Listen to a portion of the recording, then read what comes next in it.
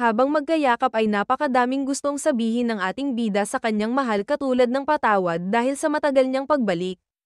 Pwede din daw niyang sabihin ang salamat dahil sa pagtitiwala, paghintay sa kanya, at sa pagmamahal. Pero sa oras daw na iyon ay isa lamang ang kanyang naiisip sabihin, ang salitang isang beses mo lang pwedeng sabihin sa isang tao. Tinignan ng ating bida ang mga mata ng kanyang mahal at hinawakan ang kanyang kamay at niyaya na niya itong magpakasal. Makalipas ang ilang sandali ay nakahiga na sila sa kama at sinabi ni Kim kay Raviel na isa siyang genius. Kahit daw siya mismo ay hindi naisip na gamitin ang penalty ng kanyang skill na nakakakita ng trauma para ilipat sa kanya ang lahat ng kanilang alaala. Sinabi naman ni Raviel na hindi din ito makapaniwala sa kanya at tinanong kung paano naman niya nakumbinsi ang tower. Sobrang makapangyarihan daw ang mga nasa tower at alam naman daw niya na magaling makipag-usap ang ating bida pero hindi niya inaasahang magagawa niyang pilitin ang tower nang gawin ang gusto niya. Sinabi naman ni Kim na hindi din niya masyadong maalala dahil hindi siguro pinapayagan ng mga pillar na ipagsabi ang kanilang mga pinag-usapan. Bigla namang hinalikan ni Kim ang noo ni Raviel at tinanong kung kailan sila ikakasal. Ngumiti sa kanya ng nakakaloko ang babae at sinabing masyado naman ata siyang nagmamadali dahil kakapayag lang daw niya kanina. Kailangan daw muna niyang tapusin ang engagement nila ng prince dahil napagkasundoan na daw iyon bago pa lang sila pinanganak. Mahihirapan daw silang magpakasal ng legal kung hindi niya iyon gagawin dahil magagalit sa kanya ang empire. Sinabi naman ng ating bida na okay lang naman sa kanya kung hindi legal at ayos na daw sa kanya kahit na maliit lang na kasalan. Seryoso namang sinabi sa kanya ni Raviel na hindi yun okay sa kanya dahil iyon ang kanyang mundo. Tapat daw siya sa kanilang empire at ang gusto daw niyang kapalit ay tanggapin ng buong empire ang kanilang kasal. Nangamba naman si Kim at sinabi sa Silver Lily na mahirap asahan ng buong empire na maging masaya para sa kanya lalo na at hindi ang prince ang kanyang pakakasalan. Sinabi naman ni Raviel sa ating bida na hindi niya kailangang mag-alala dahil pwede naman niyang patayin ang hindi matutuwa sa kanilang kasalan. Habang iniisip ni Kim na sobrang astig ng kanyang mahal ay sumang-ayon na lang ito sa kanya sinabi. Bigla naman itong tumayo at sinabing kung ganun ay meron din daw siyang kondisyon. Hindi daw niya papayagang may mga taong maninira kay Raviel kaya kailangan daw na siya mismo ang makipaghiwalay sa prince at hindi ang prince sa kanya para malaman nila na ang prince ang may kasalanan. Tinanong naman nito kung sinasabi ba ni Kim na suruan niya ang kanilang susunod na emperor at nakangiti lang sinabi ng ating bida na oo. Tumayo na rin si Raviel at sinabi nito na kayang-kaya daw niya iyon gawin. Sinusulat daw niya sa isang dokumento ang lahat ng pagkakataon na sikretong nagkikita at naglalandian ang prince at ang Golden Cup at nakatago ito lahat sa ligtas na lugar. Dahil napanatag na doon si Kim ay sinabi sa kanya ni Raviel na pag kinasal sila ay siya na ang magiging head ng Ivancia family. Ang Imperial family daw mismo ang magbibigay sa kanya ng titulong iyon at pagkatapos noon ay opisyal na silang mag-asawa. Pag merong daw mga opisyal na meeting ay formal siyang tatawagin ng mga tao at okay lang daw ba sa kanya iyon. Sinabi naman ni Kim na si Raviel ang pinuno ng Ivancia family at isa lamang siyang outsider kaya hindi siya tatanggi sa lahat ng sasabihin nito. Alam naman daw ng babae na papayag agad doon ang ating bida at sinabi na pag silang dalawa lang ay pwede nilang tawagin ang isa't isa na husband and wife. Hindi naman nakapagsalita doon si Kim at tinanong siya ng Silver Lily kung nahihiya ba siyang sabihin ito. Dahil hindi pa rin ito sumagot ay tinawag niyang husband ang ating bida at nahihiya namang sumagot ang ating bida at pabulong na sinabi ang wife. Paulit-ulit nila itong ginawa at makikita natin na masaya ang Silver Lily dahil hindi na nahihiya si Kim na sabihin sa kanya ang kanilang tawagan. Dahan-dahan naman itong nilagay ang kanyang ulo sa dibdib ng babae at pinakinggan ito. Masaya siya dahil sa wakas ay narinig na din niya ang tibok ng puso ni Raviel at mabuti daw talaga na bumalik siya sa nakaraan para pigilan ang pagsaksak niya sa kanyang puso gamit ang Holy Sword. Ang pagkasira ng mundong iyon ay dahil sa ginawang hiling ni Raviel at ang curse na mauulit ang mundong iyon pagkatapos ng 10 araw. Dahil sa kanilang ginawa ay hindi na mangyayari iyon at wala na ding lalabas na mga demon na galing sa nightmare ng Silver Lily. Pero, hindi pa talaga tapos ang revelation na iyon dahil hindi na si Raviel ang tinuturing na constellation nito kaya papasukin sila ng mga apostle sa pang-10 araw dahil iyon dapat ang magiging katapusan ng mundong iyon pero hindi ito matutuloy dahil sa kanilang ginawa. Pagkasapit ng umaga ay nasa opisina na sila ng Silver Lily at sinabi nito na ang kanilang kasal ay isang buwan simula sa araw na iyon. Napansin naman ng ating bida na eksaktong 10 araw ito sa nakatakda nilang pagpasok sa mundong iyon ng Inquisitor. Sinabi naman ni Raviel na sinadya talaga niyang gawin iyon dahil iyon ang araw na nakatakdang matapos ang mundong iyon at pipigilan daw nila ito at gagawing panimula ng bago nilang buhay. Pinaliwanag na ng Silver Lily kay Kim ang lahat ng kailangan nilang gawin tungkol sa politika at kung paano nila gagawin ang kasalan at naintindihan naman ito ng ating bida. Pumunta na si Kim sa Golden Cup at sinabi nito na malapit na daw siyang ikasal. Nabuga naman nito ang iniinom niyang tsaa sa mukha ng kanyang butler dahil hindi ito makapaniwala sa kanyang sinabi. Tinanong nito kung bakit siya nagbibiro ng ganun at sinabi lang ni Kim na siya ay seryoso. Nung sinabi ng ating bida na ang kanyang mapapangasawa ang ay Duchess Silver Lily ay napatawa na lang si Sylvia at inakalang nagbibiro talaga ang kanyang butler. Hinarap naman ni Kim sa kanyang mukha ang isang papel at sinabing kailangan niyang pirmahan ito. Nakalagay daw sa dokumentong iyon na bilang master ng butler ay binibigay nito ang kanyang basbas sa kanilang dalawa. Dahil hindi talaga naniniwala sa kanya ang Golden Cup ay pinirmahan na lang niya ito at sinabi na ay dadagdag na lang niya ito sa mga nakakatawang storya ng butler. Yumuko na ito at nagpaalam ng umalis at sinabing dadalhin na lang niya doon bukas ang kanyang mapapangasawa. Makalipas ang isang buong araw ay dinala na niya doon si Raviel at makikita natin na hindi alam ni Sylvia ang kanyang mararamdaman. Nagpasalamat siya sa Golden Cup dahil sa pagpayag nito sa kanilang kasal at sinabi na imbitado din siya doon kung gusto niyang pumunta. Kahit hindi pa nakakasagot sa kanila ang babae ay umalis na doon ang dalawa dahil madami pa daw silang gagawin. Habang naglalakad na pabalik sa opisina ng Silver Lily ay makikita natin na binabati sila ng lahat ng tao sa kanilang dadating na kasal. Hinawakan ni Raviel ang kamay ng ating bida at sinabing kailangan niyang masanay sa ganun dahil kahit hindi nila alam ay siya ang nagligtas ng kanilang empire. Bigla naman natigil ang kanilang ginagawa dahil pumasok doon ang Golden Cup at sinabi na hindi maaari ang kanilang kasal. Sinabi ni Sylvia sa kanilang dalawa na pinirmahan lang daw niya ang dokumentong binigay sa kanya dahil akala niya ay nagbibiro lang ang kanyang butler. Sinabi pa nito na hindi naman daw ganun ang kanyang butler at baka epekto daw ito na kanilang kasunduan ng Ruin Harvest ng Cow. Tinanong naman ng ating bida kung ano ang kanyang ibig sabihin at sinabi lang nito na hindi niya ito kailangang malaman.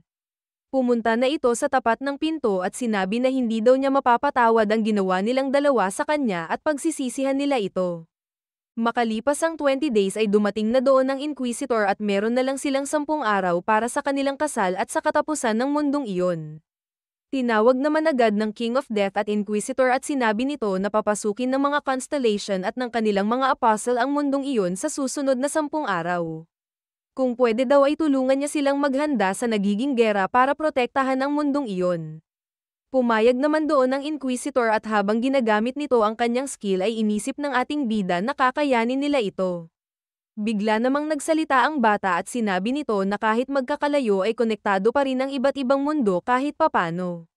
Binigay niyang halimbawa ay ang laws of physics ng kanilang mundo at sinabing dahil konektado ang lahat ay kahit hindi espesyal sa ibang mundo ang law na iyon ay meron pa rin sila nito. Nagets naman ng Raviel ang gustong sabihin ng Inquisitor na dahil merong laws of physics sa lahat ng mundo ay pwede nila itong gamitin laban sa kanila. Pero, kahit sinusunod daw nila ang laws of physics ay hindi ibig sabihin nito ay mapipigilan sila nito. Ang mga constellation daw kasi at ang kanilang mga apostle ay merong mga sariling laws na sinusunod sa kanilang mga mundo. Bigla namang tinanong ng ating bida kung paano naman sila makakapaghanda kung ganun. Sinabi ng Inquisitor na kung alam daw nila ang mga pangalan ng mga constellation na pupunta ay pwede nitong makita ang lahat ng kanilang mga laws at skill gamit ang kanyang holy magic. Sinabi naman sa kanya ng King of Death na ayon sa kanilang nalaman ay ang mga pupunta doon ay ang Ruin Harvest ng Cow, Warhorse of the Eternal Plains, at ang Immortal Missionary of Happiness. Pinaliwanag na isa-isa ng Inquisitor ang mga kapangyarihan at sinabi nito ang sa Ruin Harvest ng Cow daw ay ang Destruction at Reconstruction. Ang Warhorse naman ay merong kontrol sa Duel and War at wala naman daw siyang makita sa Immortal Missionary of Happiness dahil hindi pa daw siguro ito sikat na constellation. Nagtabi naman bigla ang Silver Lily at ang Inquisitor para pag-usapan pang maigi ang kanilang dapat gawin. Habang nakatingin sa dalawang babae ay tinanong ni Kim ang Sword Emperor kung ano ang sa tingin niya doon. Nag-uusap daw ng walang problema ang dalawang main character ng storyang iyon na parang hindi sila magkaaway at mukhang maganda ang kalalabasan ng storya dahil doon. Sinabi naman ng Emperor na hindi ito ang panahon para magbiro dahil hindi daw basta-bastang kalaban ang tatlong apostle. Kung ikukumpara daw niya ito ay mas malakas ang mga apostle na pupunta doon ng 1.5 beses kesa sa kay Preta nung siya pa ang Demon King sa floor 12. Napatingin naman sa kanila ang Sword Emperor at sinabing kung sila naman daw dalawa ng Silver Lily ang magpaplano ay wala naman daw siguro siyang dapat ikabahala. Dumating na ang araw na pinakahihintay ng lahat at makikita natin na inaayusan ng mga maid ang ating bida para sa kanyang kasal. Makalipas ang ilang sandali lang ay bigla nang nagpula ang langit at makikita natin na nagkakagulo na ang lahat. Agad namang sumigaw si Raviel at sinabing kailangan na nilang gawin ang kanilang plano at pumunta na sa kanilang mga pwesto. Nagmadaling tumakbo ang mga bisitang walang alam sa nangyayari at dumating na ang mga sundalo ng kanilang empire. Dahil nakita na ng Inquisitor ng malapitan ng mga apostle ay pwede na niyang malaman ang lahat ng kanilang mga skill at tinanong naman ito agad sa kanya ng Silver Lily. Sasabihin pa lang sana niya ito ay pero bigla siyang inatake ng isang apostle at tinawag nito ang Silver Lily sa kanyang buong pangalan na Raviel Ivancia. Sinigaw nito na wala daw siyang ibibigay sa kanyang kahit ano at nagulat ang mga nakakita dahil nakilala nila agad ito na si Sylvia. Pinaliwanag sa kanila ng Inquisitor na kaya daw siguro napunta doon ang tunay na Golden Cup ay sinanla niya ang kanyang kaluluwa sa Constellation kapalit ng kapangyarihan nito. Agad namang sinubukan ng mga bantay na pigilan ang tunay na Golden Cup pero hindi pa sila nakakalapit ay napatalsik na sila agad ng babae. Nakuha daw niya ang blessing ng Ruin Harvest ng cow at hindi daw kayang masugatan o masaktan ang kanyang katawan gamit ang pisikal na atake dahil pinapababa niya ito ng 99.99%. Bigla namang tinanong ng kapitan ng kanilang army kung ano naman ang gagawin nila sa ganong kalaban. Bago pa sila makahanap ng sagot ay bigla namang dumating ang isa pang apostle para tulungan si Sylvia. Iyon ay ang Warhorse of the Eternal Plane at tinaas na nito ang kanyang bandera at pinalabas na ang sangkatutak na monsters. Pinaliwanag sa kanila ng Inquisitor na iyon ang kanyang skill na Sacred Battlefield at pinapabalik nito ang mga patay na sa kanilang prime. Habang nagkakagulo ay dumating na din ang huling apostle na sasakop sa kanilang mundo. Sinabi naman ng Inquisitor na iyon ang pinakadelikado dahil pag narinig daw nila ang kinakanta noon ay maaalala nila ang pinakamasayang alaala ng kanilang buhay. Iyon daw ay isang mental attack at hindi ito napipigilan ng kung sino-sino lang. Habang nagkakagulo ang lahat ay biglang tinawag ni Raviel ang ating bida at hiningi ang kanyang kamay. Nakalimutan daw niyang sabihin kanina nung hindi pa nagkakagulo na sobrang bagay sa kanya ng tuxedo na suot niya. Hinawakan naman ni Kim ang kamay ng Silver Lily at sinabing siya naman ang pinakamagandang babae na nakita at nakilala niya sa lahat ng mundong kanyang napuntahan. Habang nakatingin sa isa't isa ay nagpaalam sa kanya ang ating bida kung pwede ba ulit silang mamatay at nakangiti namang pumayag doon ang kanyang mahal. Pagkadilat ni Kim ay inisip niya na parehas pa rin ang pakiramdam ng namamatay pero nakita niya sa kanyang harapang si Raviel at sinabing hindi naman na siya nag-iisa ngayon. Ngumiti lang sa kanya ang Silver Lily at sinabi na kailangan na nilang gumawa ng plano ayon sa kanilang mga nalaman. Nagsama-sama na silang tatlo ng Inquisitor at sinabi nila na kailangan nilang ayusin ang pwesto ng mga bisita dahil alam na nila kung saan manggagaling ang mga apostle.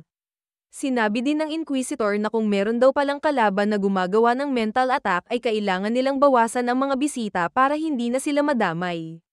Pero, sinabi ng Silver Lily na kailangan nila ang lahat ng taong kaya nilang isama dahil sa skill ng Warhorse na naglalabas ng sobrang daming kalaban. Bigla namang nagtaas ng kamay ang ating bida at sinabing siya na ang bahala sa apostle na iyon pero meron lang siyang isang kailangan. Alam daw niya na tradisyon sa empire nila Raviel na ang taong namumuno lang ang pwedeng magsuot ng itim sa kasal pero nagpaalam ito kung pwede ba siyang magsuot nito. Hindi naman daw niya sinasabing siya ang mamumuno sa kanilang empire pero meron lang daw siyang kailangan gawin. Pumayag naman agad doon ang Silver Lily at sinabing alam naman niyang hindi ganon ang ugali ng kanyang mahal. Dahil daw doon ay tapos na ang lahat ng kanilang plano at hihintayin na lang nila ang mga kalaban. Pagdating ng kinabukasan ay makikita natin na lumabas na ang mga kalaban at nagkagulo na ulit ang mga tao dahil doon. Agad namang sinabi ng King of Death sa Inquisitor na kailangan na nilang gawin ang plano at sinabing sumakay na siya sa kanyang likod. Agad nitong ginamit ang kanyang holy technique na God of Teleportation at agad napunta sa likod ng Apostle na kamukha ng totoong Sylvia. Napansin naman ito ng Apostle at nasalag ang atake ng ating bida at napatalsik ito sa malayo. Sinabi naman ni Kim na gawin ulit nila iyon at nataman na niya ng maayos ang kanyang kalaban. Sinabi naman ni Sylvia na hindi daw tatalab sa kanya ang mga simpleng ataking iyon at wala silang magagawa kung puro ganun lang ang kanilang gagawin. Bigla namang sinabi ng ating bida kay Shiny na hindi siya uubra kaya kailangan muna nilang magpalit ni Petey. Pinaalala nito na ang kanyang abilidad ay pain at hindi siya nakakasugat o nakakapatay pero nakakaramdam ang tatamaan niya ng sobrang sakit. Agad na nitong inatake ang Apostle at agad na ding gumana ang skill ng kanyang Holy Sword. Habang namimilipit sa sakit ay nanghingi ito ng tulong sa kanyang kasama pero hindi siya nito pinansin. Napansin lang nito ang espada ng ating bida dahil naramdaman niya na merong lakas ng isang constellation doon at nagtaka kung paano niya iyon nakuha. Pero, hindi na din niya hinintay ang kanyang sagot at ginamit na agad ang kanyang skill na Sacred Battlefield at nilabas na ang napakaraming alagad. Dahil doon ay sinuot na ng Silver Lily kay Kim ang itim niyang kapa at sinabing kahit iyon daw ay sobrang bagay sa kanya.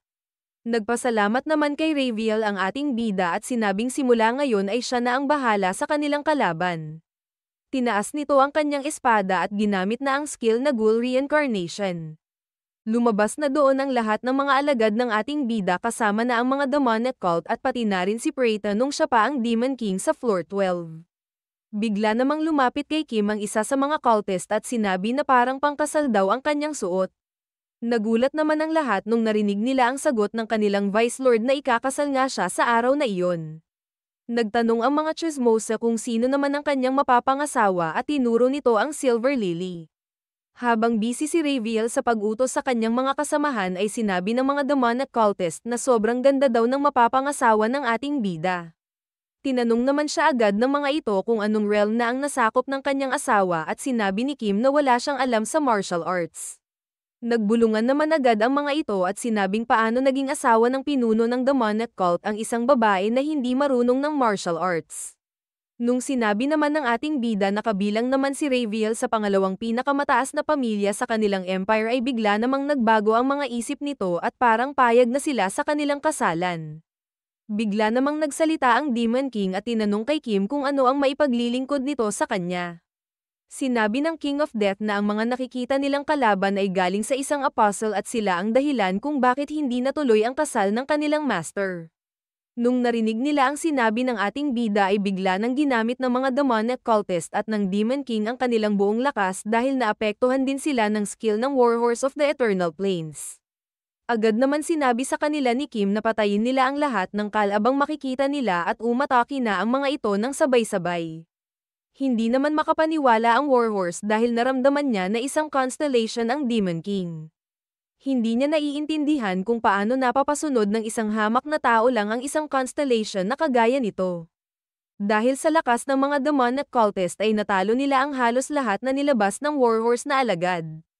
Habang nanunood lang sa malayo at hindi pa rin makapaniwala ay bigla na lang napunta sa tabi ng Warhorse ang Sword Demon at sinabing ano ang karapatan niya para sirain ang kasal ng kanilang Vice Lord.